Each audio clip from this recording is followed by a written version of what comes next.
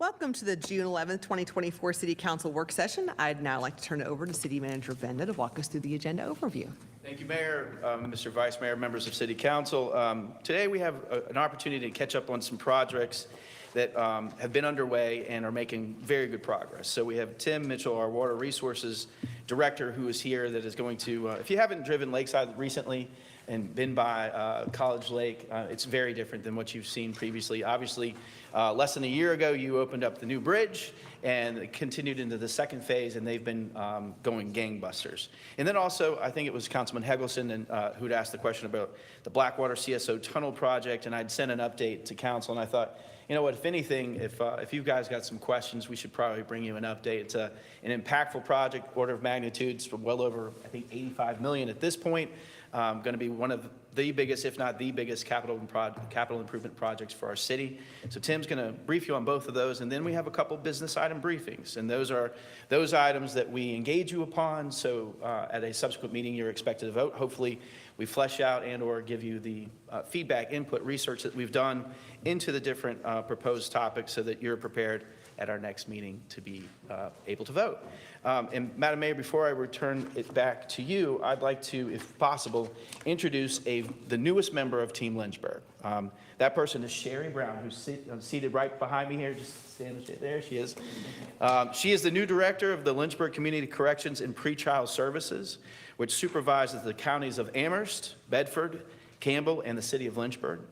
Sherry brings a wealth of experience to her new role, as she has over 30 years experience in working with at-risk youth, young adults, and families in various capacities in both Lynchburg and Roanoke. Sherry has over 18 years of experience with the Department of Juvenile Justice, where she has served as a juvenile probation officer, senior probation officer, and supervisor within the 23rd and 24th District Court Service units. She was instrumental in combining Districts 23 and 23A into one unit. She most recently served as the probation supervisor in Campbell County Court Service Unit. She was the lead direct care and parole officer in the 24th District and was responsible for the CSU rising with flying colors to achieve a certification score of 98% compliance within 2 years. Sherry earned her bachelor's degree in administration of justice from the Virginia Commonwealth University and a master's degree in education from the University of Lynchburg. So I wanted to introduce you and join me in welcoming her to the team.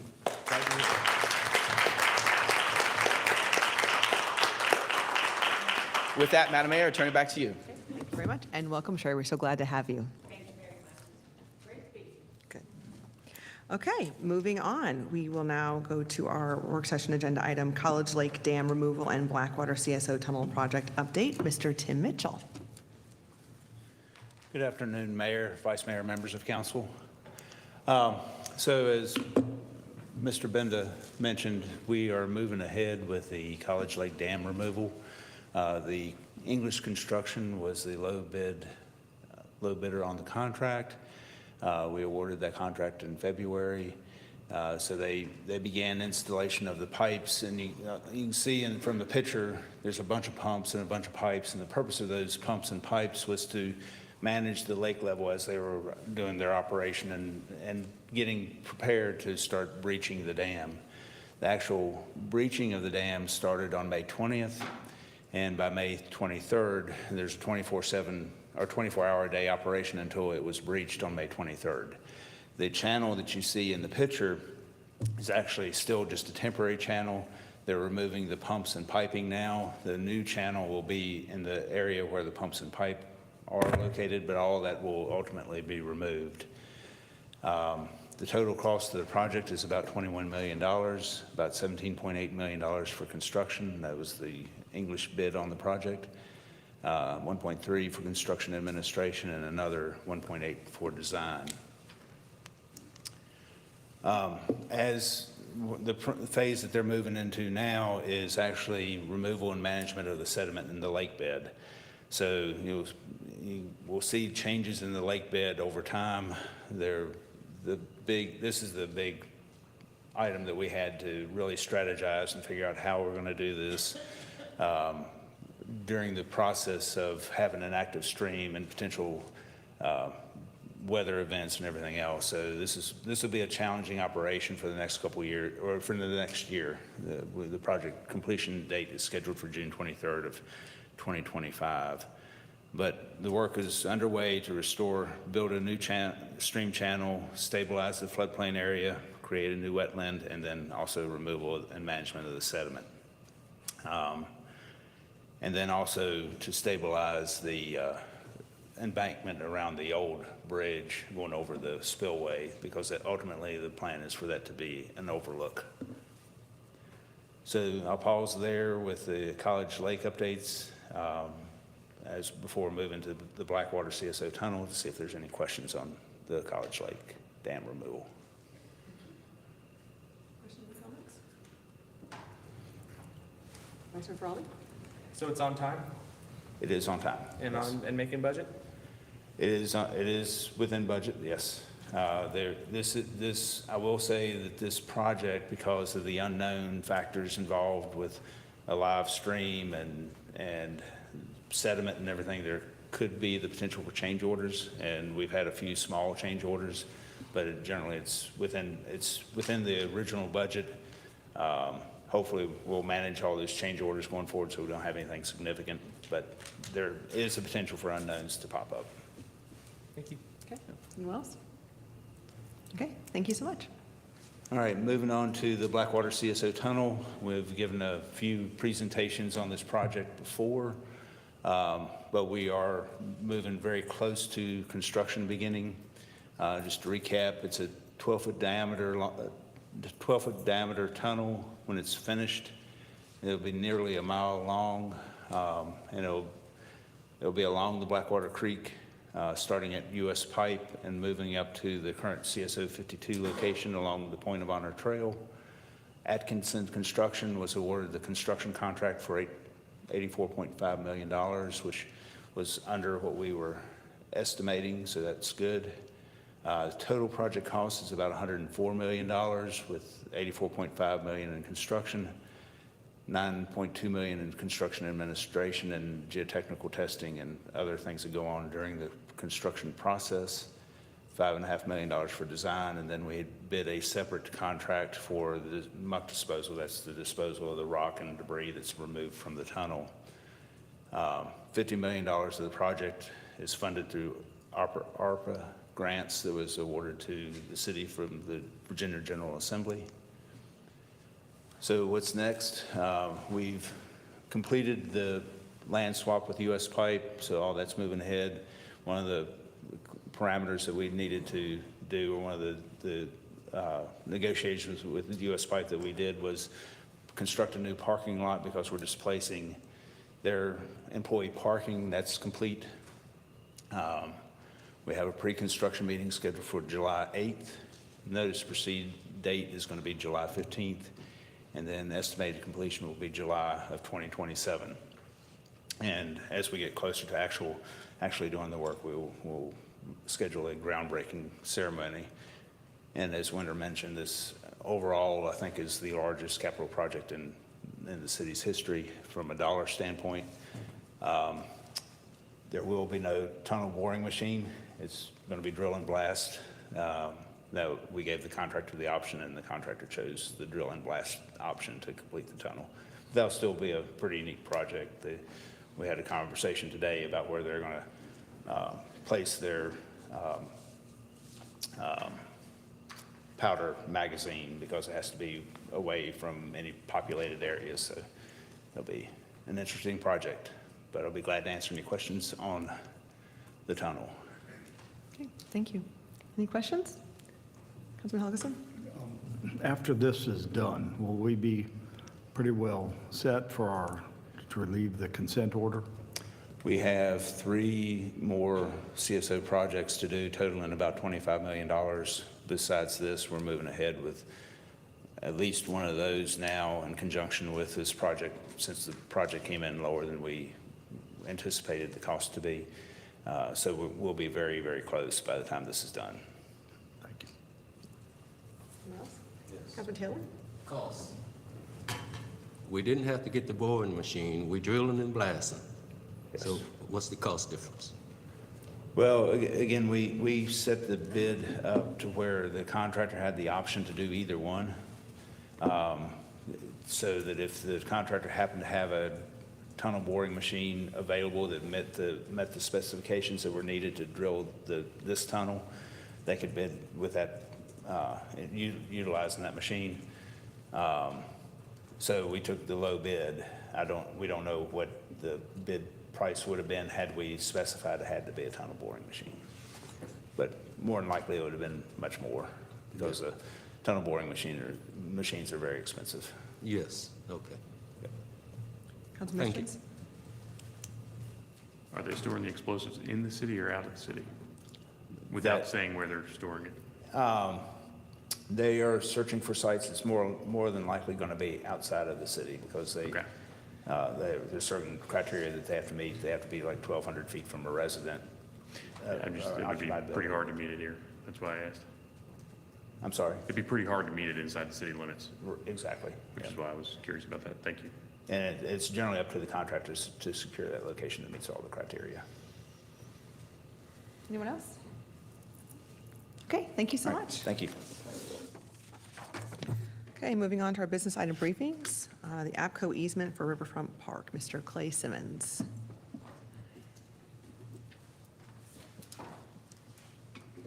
Good afternoon, Madam Mayor, Vice Mayor, members of council.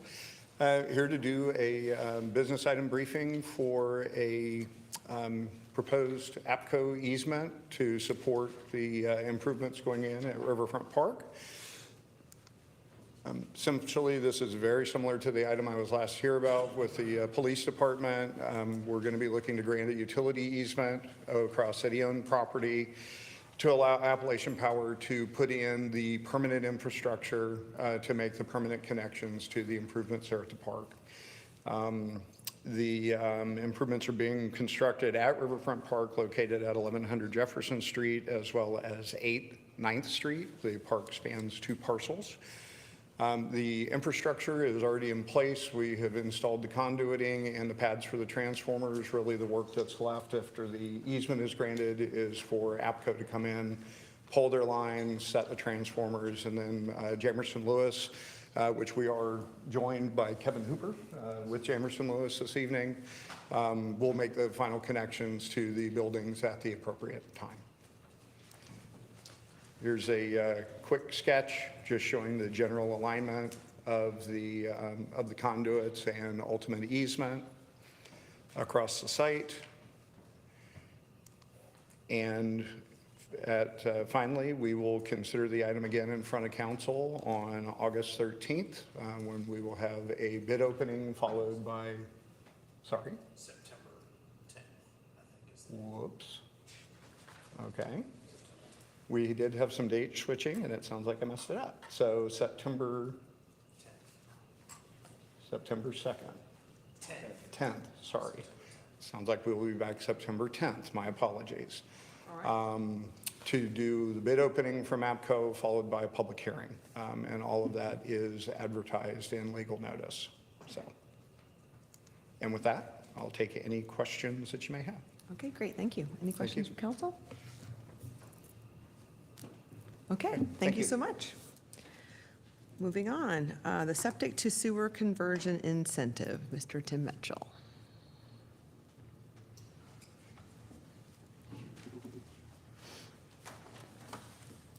Good afternoon again. Hi. So this program it originally generated from the discussion about Richland Hills. And I think we've had the discussion with the Finance Committee before about Richland Hills and the connection fees and what we can do to incentivize properties to connect to the sewer system. So that generated a lot of conversation. We listened to input from City Council and our various discussions about Richland Hills.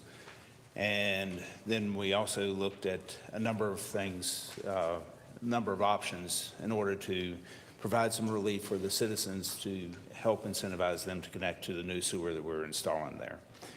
And there are some parameters that we had to work with, and I'll get into some of that as we go through the presentation. So the purpose of this action is to provide cost savings to property owners to convert from their septic system and connect to the city sewer system. It is also to reduce pollution, increase environmental protection, and then overall to increase efficiency and effectiveness of the sewer system. So our proposal is to waive the sewer availability fee entirely for a 2-year period for any properties that currently have sewer available and are not yet connected, beginning July 1st of 2024.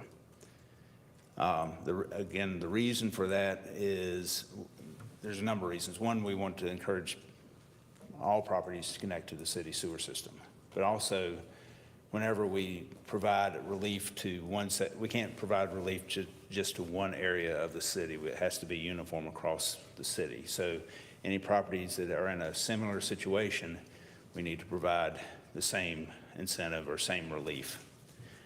So then as we would extend city sewer, as in the case of Richland Hills, once we completed that project, we would propose also to waive the availability fee for a 2-year period once the project is completed.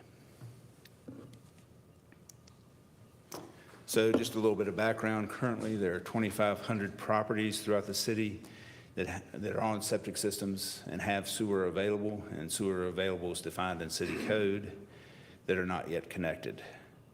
A centralized wastewater treatment system is generally better for the local and downstream water quality than a bunch of septic systems. And then, like most wastewater utilities, we charge upfront fees for new connections, which includes an availability fee, which is used to offset and defray the cost of the central sewer system, the pipelines and the wastewater treatment plant. And then we also charge a connection fee that helps recover our costs for installing the service from the sewer main to the property line. However, for a property owner, in addition to the upfront city fees, they have to also pay a plumber to connect their property, their building, to the city sewer system. And then on top of that, once they connect, then they're paying sewer fees from then on as well, and which is really a disincentive if their septic system is working properly at the time. However, septic systems, when they fail, they can be very costly to repair. And in a lot of cases, depending on lot size and other conditions, you can't repair them. And so one of the important things that we're doing with this program is trying to get sewer to areas that don't have sewer service available, because it takes a long time to construct a sewer line, and we don't want to have properties that don't have an option if their septic system fails.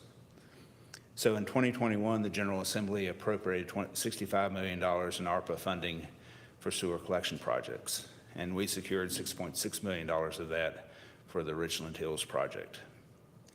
So this project really presents an opportunity to encourage timely connection, and developing the program, our goal has been to avoid mandates. Some localities have a mandatory sewer connection policy, so if they have a sewer line available, they have the authority to mandate that you connect. We don't want to go down that route, but we want to maintain choice for property owners and provide a financial incentive for them to connect, especially connect early. So this is an overview of what a typical residential cost to hook up would be. The $1,950, the current availability fee. There's a $1,330 connection fee, and then the other costs, the plumbing costs, and to abandon the septic system and extend their service to the property line to connect to air service. Varies by property, but in total, this cost can easily exceed $5,000. And for some properties, it could be a good deal more than that. There are water quality considerations. Septic systems are a significant source of pollution. The wastewater that's discharged has limited treatment. Septic system failures can result in sewage seepage above ground where human contact and runoff into local waterways is possible. And then the effluent contains bacteria and other pathogens and high levels of nitrogen, phosphorus, and potentially other chemicals. And then on top of that, we also get a water quality credit from DEQ for any septic system that's removed. from the city. So in your packet, you also have a memo that outlines the program in more detail. And as I mentioned, it's very important that we create a program that is uniform and can be applied across the city, and also document the rationale behind the program. So that's what the purpose of the memo is.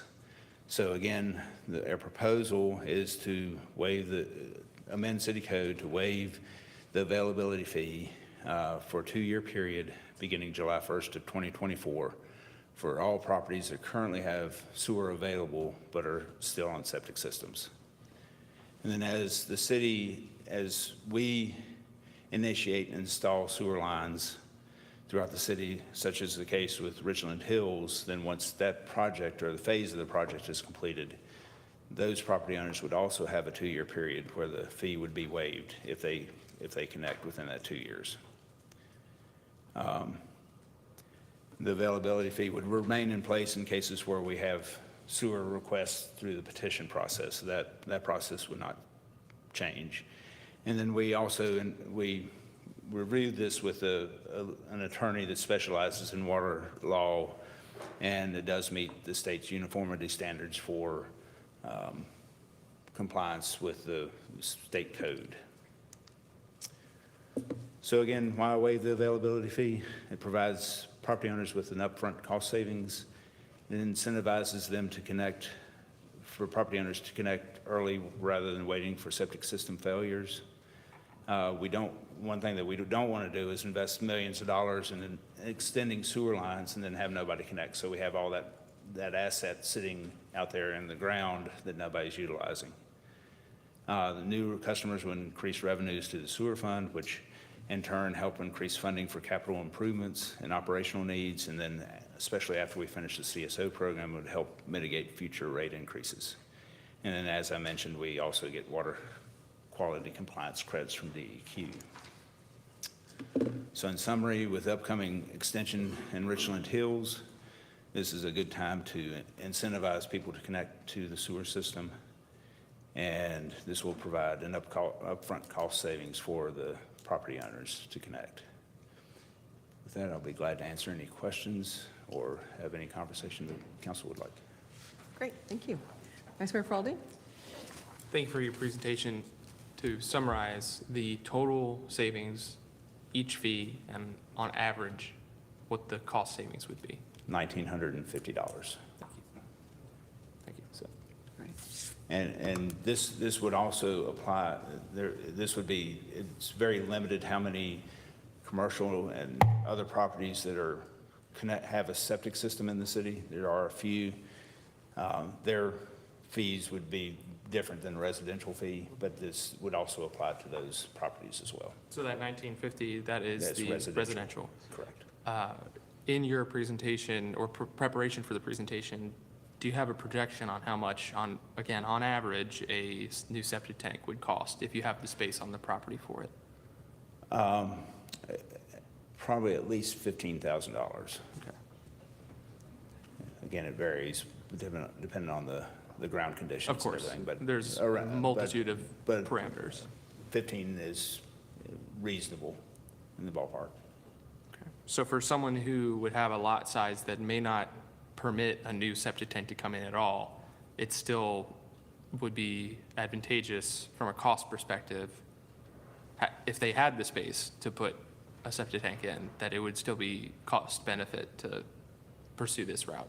Correct. Yeah. Yes, I think so. Okay. Thank you. Council questions? Just to be, you said 15 grand. Are you talking about a septic tank for 15 grand or the entire drain field? The 15 grand would be if you had to replace the septic system. So Yeah, because that most includes of the entire septic drain field. That's two different things. A lot of people don't understand what we're talking about here. The Right, plumbing, so wastewater goes into a septic tank, it rises, and then it gets distributed into a drain field, which is actually in the ground. And the drain field is typically the more expensive component Correct. of the septic system, especially if you have to have the larger drain field you have to have, depending on percolation Number of rates and bedrooms everything. and all that stuff in the soil and everything. Yep. Right, so, and again, 15,000 is a ballpark number. And that's just from experience that we've heard from contractors and everything related to that. That's basically building a new septic system, including the septic tank.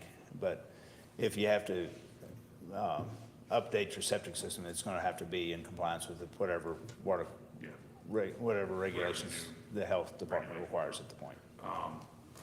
Question. So if somebody's currently on a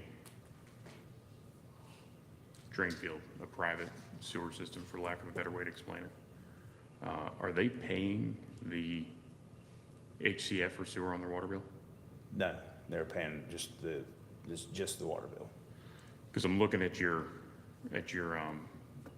sample bill here on the website, and it's showing like a HCF of 175, and that works out to about $49 a month in sewer Right. fees. So I think that that's also something to be clear about with, people that are watching, that there's also that, because that's pretty significant, It going is. from not paying $50 a month to paying $50 a month. And, we went into this program acknowledging this is a hard sell. It's a very hard sell. You have to pay to connect, then you have an ongoing monthly sewer bill that you have to pay. And as long as your septic system is functioning properly, there's no incentive to connect. So it doesn't really save anybody any money. Correct. There's no, But, there's no money saved hooking up to, sewer there are situations where we've had calls where customers are concerned about their septic system beginning to fail or needing Yep. attention or whatever. And if they had sewer available, then they would go ahead and connect, and versus spending the money on the septic system. And waiting until a septic system fails to extend the sewer line is really not an option either, because we've been working on the plans for this project for over 2 years now. Yeah, absolutely. So it takes a long time. So a lot of times people can't wait. yeah, So, yeah, and I get that. I totally get that. It's, it's one of those things, but they're still gonna be hit with the connection fee correct. in your recommendation. And there's reasons behind why we chose the availability fee. That's already, the availability fee offsets costs that have already been sunk into the sewer system. Yeah. The connection fee is a cost that we have now that we'd have to pass along to other customers if we waived the connection fee. And if we happen to waive both, then our concern would be that we'd be overwhelmed and would not be able to manage that level of magnitude of connection requests. Yeah, no, I got that. No, I think, anytime we're, reducing or eliminating fees and things like that, I'm all for it.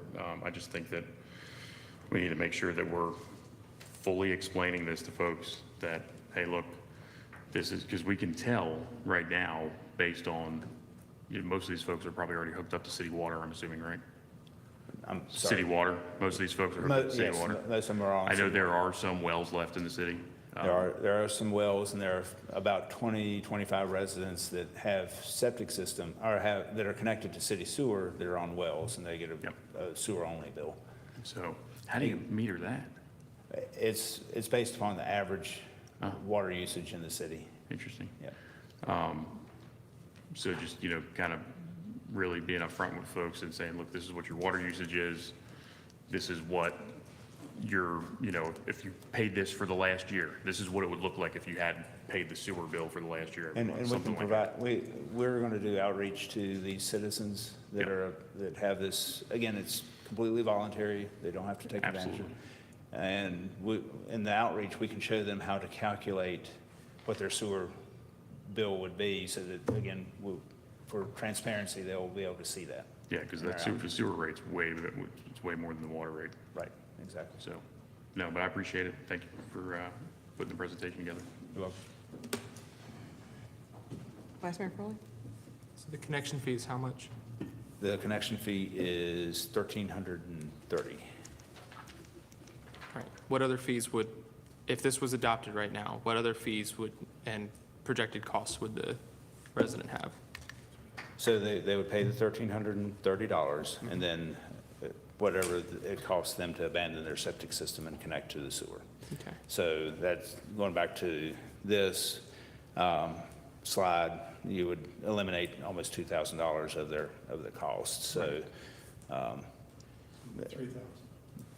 around $3,000. It could be more if the house is farther from the or farther from the sewer system, or if it's downhill from the sewer and they have to pump to the new sewer line, that type of Okay, thing. so to compare, $50 a month is $600 a year. Multiply that by 24, that gets me to 14,400. So $50 a month would take 24 years to pay the equivalent for a septic tank. Is that correct? If the numbers line up. In today's dollars, roughly that All would. right, Marty, you can keep correcting me if you'd like. I'm just trying to get the math right. And ever since calculators and everything, I have trouble. What I'm with trying that, but- to show with my arithmetic is that it is advantageous based off of what we're projecting in costs, with the variable being the lot and the residents. So, anyway, thank you. Dr. Wilder? Yes, thank you. The information is very helpful. Appreciate it. Just a question, how do you gauge the desire from the residents who are interested? Is there, I see the application that's due like in 26, but is there a program to kind of gauge who is interested in the project? So we did a number of surveys with Richland Hill residents, and it was about 50-50. The 50% that said that they would be interested didn't say they would commit to connecting tomorrow, but there was definitely an interest from the Richland Hills residents to have the sewer system, more so than a lot of other neighborhoods that we've talked to. And again, the challenge is we've got a lot of neighborhoods that don't have sewer service now. And we did a sewer master plan that prioritized all those neighborhoods. And it's going to take decades to provide sewer service everywhere. And we know that these septic systems will not last decades longer because they're already 40 or 50 years old. Okay, great. All right, thank you. Appreciate it. You're welcome. Councilman Helgeson? So the difference in the math is, so if they hook up today, it's $5,000 roughly because the plumber fees, and then they're going to be paying the extra sewer fees each month. Now, if this program where you're waiving the availability fee, so they don't have to pay the roughly $2,000 to buy into the existing system, that's still going to be, so that'll be $3,000 roughly based on the plumber, the good or bad of the plumber, or the price of the plumber, and then they're still going to be then paying the monthly sewer fees. Correct. And so with somebody that, you know, their sewage, or their septic system is on the brink of disaster, that's probably an easy one. The difficulty is those that aren't on the brink of disaster. Those that are looking at saying, well, I got to come up with $3,000, and I got to then pay the sewage fees, you know, each month, as well as, you know, the costs of that have kind of gone up. I think for several years, each year, we have some increases in the sewer rates. So that's the difficulty. The difference is waiving an extra $2,000. The difference, so instead of paying $5,000, they'd be paying about $3,000. And again, for somebody, it's like buying insurance. You know, you need the insurance, you know, when you know you're having an accident or something. If you're not, whatever, right? I mean, I think it is a little more difficult because we've done this over the past. Trying to remember where else we did this. We did this one other time. We were. A long time ago. A long time ago, we had a situation where we were increasing fees, the availability and connection fees, and we offered people to sign up prior to that, and then. Yes. And that would lock in that fee at that rate. Yeah, and so one other benefit would be, of course, that these are the fees today, you know, it's roughly $5,000. And they could do some time value money to say, well, in about 10 years, if you need it, here's going to be the new availability fee or the new connection fee. But they would then be paying, the money today. So it's a little difficult, but it's for those that have a direct need of it because they know there's been problems, it should be very easy. A good having a coupon on something you want to buy, I think would be very easy for them. But many of them aren't on that brink, so. Well, and like I said, we'll be very transparent with everybody and let them know and show them how to calculate what their monthly sewer bill will be as well. Okay, thank you very much. Thank you. Conditional use permit, CUP, for the Ramp Church International Shelter at 2220 Memorial Avenue. This item will appear before council for action on June 25th, 2024. Ms. Rachel Frischheisen. Thank you, Madam Mayor, Mr. Vice Mayor, members of council. The subject property is located at 2220 Memorial Avenue and contains approximately 2 1/1500 acres. The purpose of the petition is to allow the use of the existing building, which is a former church, as a shelter for the unhoused. The proposed shelter would include daytime services, overnight beds and facilities, and on-site staff to supervise operations. Services and resources would also be provided to assist and support shelter users during their time at the shelter. The property is zoned R3, medium-density residential district. Large group homes, including shelters, are permitted in this district upon approval of a CUP from City Council. The impact of the shelter should be minimal since it is located within the existing church building. There are several uses nearby that are similar, such as the Salvation Army. The proposed shelter would fulfill a need within the city by temporarily housing and assisting some of our community's most vulnerable population. Specifically, the proposed new shelter would fill the void that is being created by the closure of the area's only low barrier shelter, which is called the Reset Shelter, on June 30th, which has 16 beds. The proposed shelter here plans to open with 15 beds with the goal of increasing capacity of up to 50 beds, which are needed in the community. According to Miriam's House, 421 people experienced homelessness in Central Virginia in 2023. This item will be reviewed by Planning Commission at their meeting tomorrow. You are being briefed about it today because we have put this on an accelerated schedule to try to accommodate the shelter's closing and accommodate this one opening as soon as possible, since that is closing at the end of the month. And this will return for a City Council public hearing at your next meeting in 2 weeks on June 25th. Councilman Helgeson? The church that had been there for, I guess, since probably the 20s or something, my wife's grandparents went to that church and were kind of like founding members. I know it's made some changes, but churches typically with the conditional use permit, people come in, they go to church on Sunday, and then they leave. Using the structure, but now up to 50 people living there is different.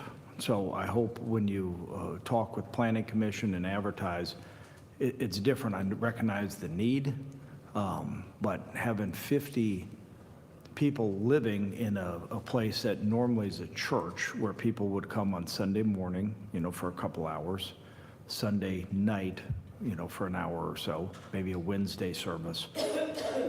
And I'm thinking about the neighbors. It's there's a lot of single-family homes right behind there. Maybe they're rental, maybe not, but I appreciate the good work that is attempting to be done, but I just be mindful of the neighbors, because again, it's almost the same as saying, okay, we're going to change the zoning to an R4 where you can have 50 apartments, so it's similar, because if it's people living there, is that what you stated? So I can confirm with the Reset Shelter, but my understanding is that it would not be, I don't know if there's a limit on the number of recurring or nights that a particular guest could be there. It would start at 15 and then go up to 50 is what you put in here. They would be providing up to 50 beds, but my understanding is that it would not necessarily be people living, the same folks day in, day out. It would be come and go as needed. But I can ask the Reset Shelter the Ramp Church if they have clarification on that. Yeah.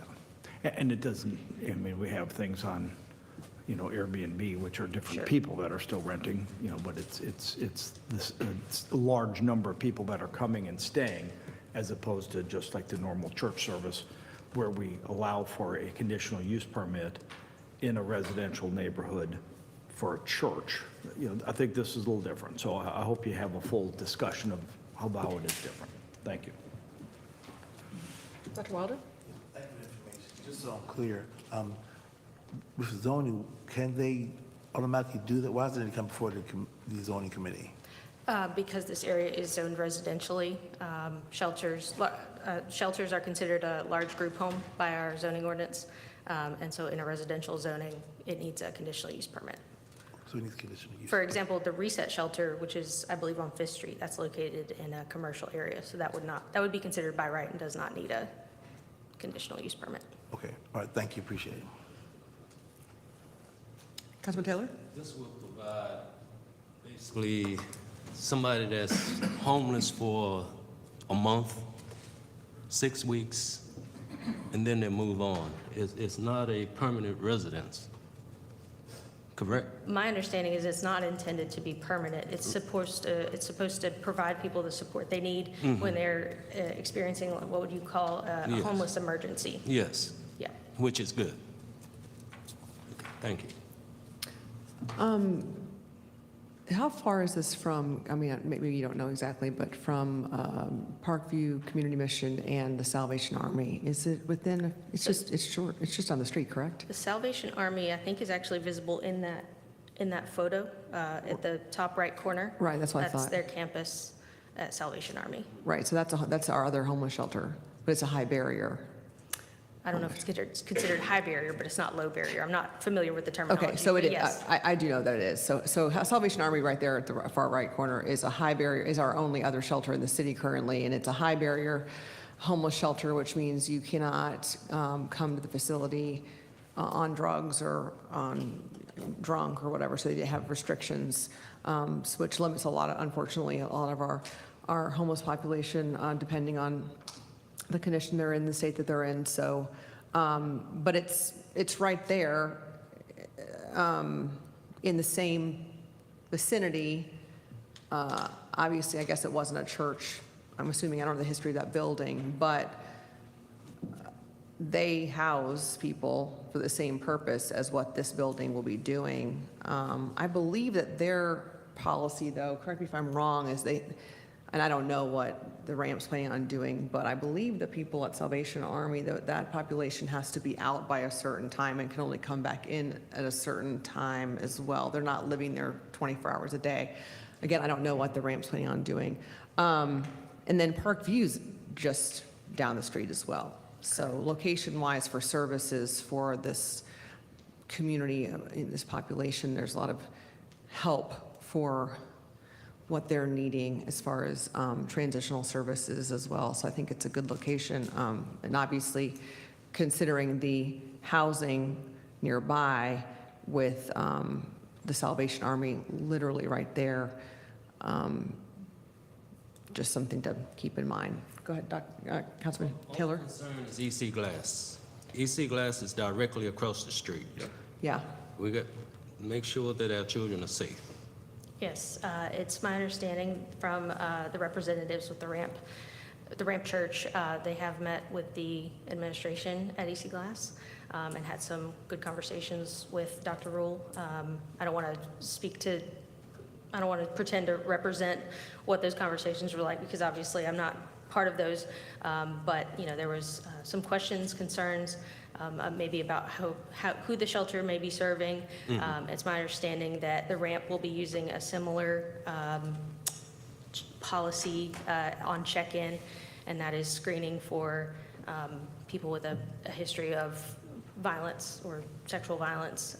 They will also have a policy of no drugs on premises and no weapons, which people have to agree to when they check in. Yes, okay.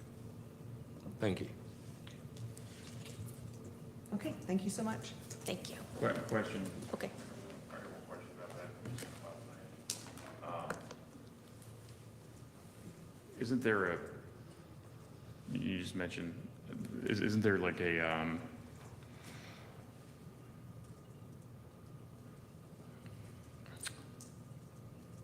drawing a blank, a certain distance that people are supposed to stay away if they're on registries or things like that from the school? I believe there's a residence buffer that certain offenders may not be able to live within a certain distance of a school. I would have to check that. Because I'd be curious how that impacts kind of like, I guess, the availability of services from that, if that makes sense. So from what the ramp has told me, that they would be screening at the door for those folks, and they would Okay. not be allowed anyway, so, That's all I was wondering. Thank you. okay, Thank you very much. thank you. Okay, the deed of lease agreement with Commonwealth of Virginia Department of General Services for Virginia State Police Operations, Mr. Andrew Legala. Good afternoon, Madam Mayor, Vice Mayor, members of council. This item from the airport is a briefing regarding the renewal of the Virginia State Police Hangar Facility Lease Agreement in order for the state police to continue operating its aviation unit from the Lynchburg Regional Airport. To support those operations, Virginia State Police requires office space to accommodate its staff, along with hangar facilities for the use and storage of state police helicopter and their fixed-wing aircraft based at LYH. The state police has been operating at the airport since 2002 in the facilities that the airport built for them, which consists of 10,000 square foot of hangar space, along with approximately 2,380 square foot of office space. The initial term of the lease will be for 5 years, commencing on July 1, 2024, with the provision to automatically renew and continue from year to year on the same terms and conditions as existed on the original lease. The annual CPI escalator is included at a rate of 3% for each year of the term. The Airport Commission has been briefed on the lease terms during its June 3rd regular scheduled commission meeting and recommends its approval. This evening's briefing will be followed by council action on June 25th during general business, and we expect the new lease to be effective starting July 1st. I'll be happy to answer any questions. Any questions? Okay, thank you so much. Appreciate it. Okay, moving on. Boards and commissions quarterly reporting. That is, Alicia Finney. Thank you, Madam Mayor, Mr. Vice Mayor, members of council. Over the past few months, staff have taken some time to assess our process and how we appoint to citizens to our boards and commissions. With over 150 terms across 20 boards, and with term expirations and vacancies occurring throughout the year, publicizing the individual needs of each of these boards poses a unique challenge. So going forward, we're structuring how we address these appointments, and we're going to do so on a quarterly basis. Today's presentation will go over our current needs for volunteers and any upcoming term expirations for the months of June and August. So diving in. The first board is the Historic Preservation Commission. This board meets the third Monday monthly at 4 p.m. City Hall upstairs in the second floor training room. The role of the HPC is to administer the city's historic district's ordinance and to provide professional assistance and guidance to property owners in achieving appropriate alterations to their historic properties. Members can serve up to 3 consecutive 3-year terms, and currently we have 4 members who are rolling off and are eligible for reappointment. I'm sorry, not rolling off. Their terms are expiring and they're eligible for reappointment. Next is the City Employee Appeals Board. They meet as needed. They resolve any step 4 grievance as provided for by the city's employee grievance procedure.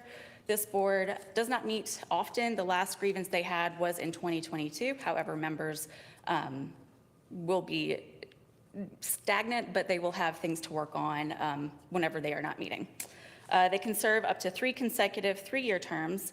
We have 2 reappointments as well for this board.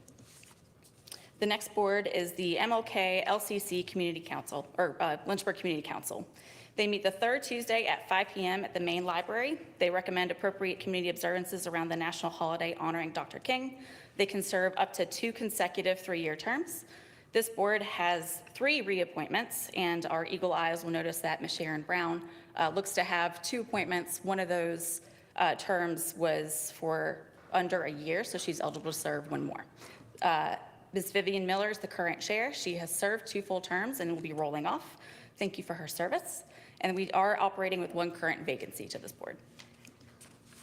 The next is the Museum Advisory Board. They meet the second Wednesday of January, March, May, July, September, and November, 4:30 p.m. at Point of Honor. They assist in planning activities for the Lynchburg Museum System and Point of Honor, guides museum programs within budget, and coordinates fundraising efforts through the Lynchburg Museum Foundation. Members can serve up to 3 consecutive 3-year terms. Again, we will have 3 members with terms expiring, all eligible to serve again. The Economic Development Authority meets the 3rd Thursday of each month at 8:30 in the morning, City Hall upstairs in Economic Development Conference Room. They assist in promoting industry and developing trade in the area through financial assistance to new and existing industries. Members can serve up to 3 consecutive 4-year terms. Again, we'll have 2 members who are eligible for reappointment. One thing with this board, members are required to fill out an annual statement of economic interest form. The Board of Zoning Appeals also meets as needed, although a little more regularly than the City Employee Appeals Board. They hear appeals and make determinations on requests for variances to zoning ordinances. Members can serve 5-year terms, and there is no term limit. Currently, Mark Smith was first appointed in 2006. His term is expiring this year. He has indicated that he'd be willing to serve again, but is anxious to have new membership on the board, so if council can find somebody, he would happily step down. This board is a little unique. It is court appointed, so what council does is collects the applications, reviews them, vets them, and then makes a recommendation to the circuit court. Members will have to fill out a real estate disclosure annually as well.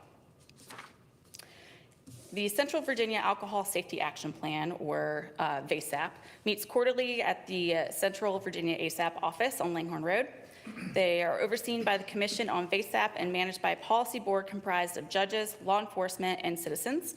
Its mission is to improve highway safety by decreasing the incidence of driving under the influence of alcohol and other drugs. The City of Lynchburg is responsible for 1 citizen appointment.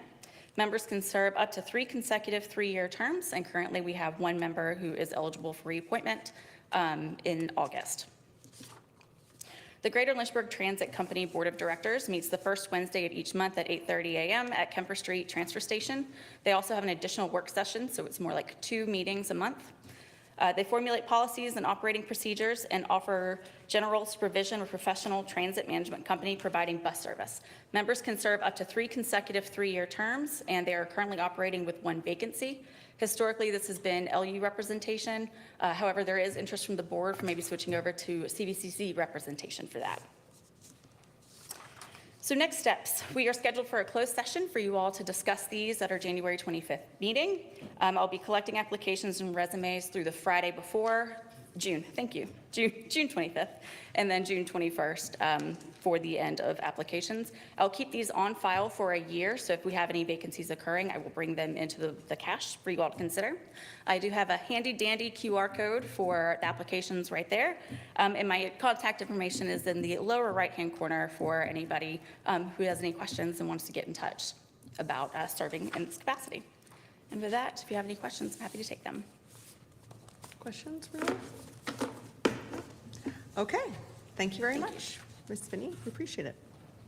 Okay, moving on to roll call. Dr. Wilder. Okay, thank you. I have a whole list. Okay. So at least we have a short meeting. So I was at an event recently, and we were talking about the construction of the police department. I know they're also working on some grounds there. So I did place some information that someone gave to me to give to council members.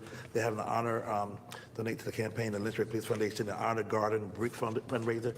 Said they would love to have council members get a brick. So I just passed this around for all of you to consider that. It was a wonderful, beautiful project. So we're so glad for that. And also, the United Way asked me to talk to council members about participating in their Hill City Slide on August the 24th. They would love for council members to slide down that slide on August the 24th. So again, I'm just putting it out there. Okay. I'm going to definitely participate in that, lead the way. And also Juneteenth, they have a celebration at Miller Park on Saturday the 15th from 10 o'clock to 2 o'clock. So having a lot of festivities this week, especially on Saturday. We encourage you to do that.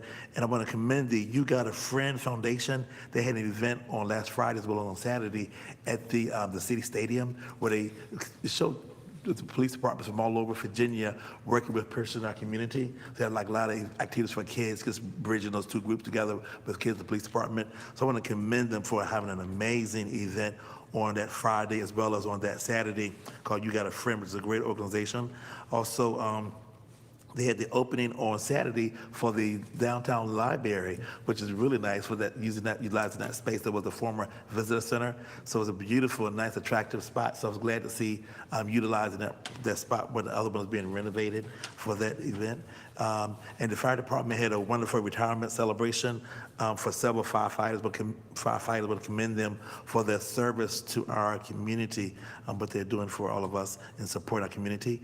And congratulations to all the graduates from all the high schools, local, the private ones, and public ones. I went to Heritage. I missed my church service, but I did go to the graduation for one of my kids. But again, I did talk to, I think they had to move at that time because they had a baseball game, so they had to move it to that 11 o'clock time period to accommodate the stadium. But again, it was a beautiful service. And one of the young men, he received scholarships over $300,000. Wow. It just shows you how amazing our kids are in our school system. I couldn't get any scholarships hardly. And to get $300,000 is amazing. I think it's to Washington and Lee, I believe. And also, I do want to mention about we lost one of our great citizens, Miss Virginia Davis Jefferson. She was 111. Some of us went to her funeral yesterday. The mayor sent a letter, so we appreciate that. She was living in Westminster, but again, she was 111 years old. I think she was the oldest person in Virginia. I think the 12th oldest person in the United States, I believe. Wow. And I think they said the 60th oldest person, I believe, in the world. So it's just amazing. Might have my numbers a little off, but again, just she does a beautiful long life. I had just seen her on Mother's Day. A beautiful woman. Former Councilman McGill Cobbs, it was his aunt, and he helps take care of her at Westminster and really has been supported over the years because all of her children have passed. But again, it was just a beautiful celebration of life on yesterday to see her live to be 111 years old. Wow. Thank you. That's it. Councilman Dolan? No items. Councilman Hugginson? No items. Councilman Mischins? We got the rules of procedure conversation coming up next work session, I believe, so we can skip that. We don't need to discuss that. A lot of vacation Bible school going on around the city right now. A lot of that kicked off at Thomas Road this week. So just appreciate the churches stepping up and spread that message of Jesus Christ to these kids. It's huge. So really thankful for that, and that's all I got. Councilman Taylor? No items. Vice Mayor Farrelly? Okay. Well, I had a busy last week. I got to go see the Lynchburg Pops at the Academy. And she's not in here, but I got to see our very own department head, Gaynell Hart, perform. So Gaynell, if you're watching, along with so many other amazing people from our city, which was, I got to go up on stage and speak and brag about how the Pops are Lynchburg's own. And if you haven't seen them, I highly encourage our citizens to go find their next performance and go listen and celebrate that they are our friends, our neighbors, our coworkers, and they are enjoying their craft of playing their instruments and just did a fabulous job. So bravo, and bravo, Gaynell. Also, it was my grandfather's 102nd birthday on June 2nd. He is a World War II veteran.